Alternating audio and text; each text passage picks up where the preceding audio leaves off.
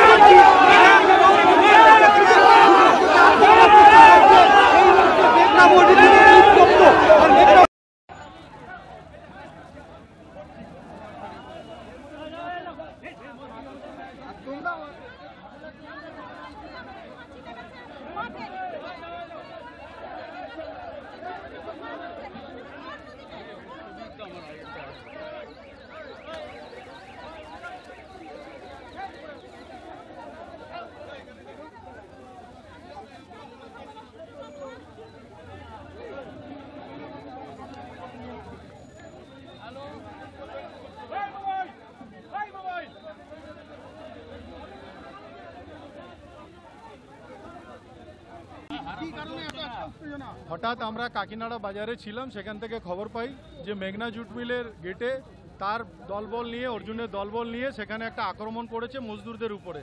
আমরা সবাই নিয়ে আসি এবং বলি কোনো জবরদস্তি কোনো বন্ধ করা যাবে না, শান্তিপূর্বকভাবে যদি কেউ না যায় তাহলে সে না যাবে।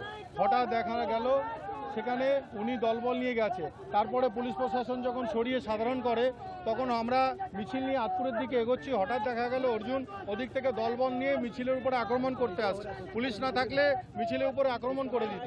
এই পরিস্থিতিতে আমরা এখানে দাঁড়িয়ে আছি, ও দাঁড়িয়ে আছে।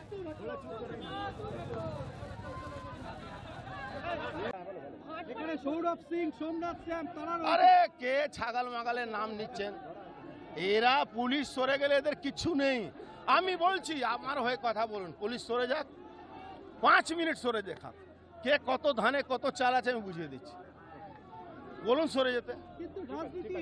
আরে রাজনীতি এই জায়গায় মমতা ব্যানার্জি পৌঁছিয়ে দিয়েছে, এর মধ্যে কিছু করার নেই। এখন আমাদের কিচ্ছু করার নেই।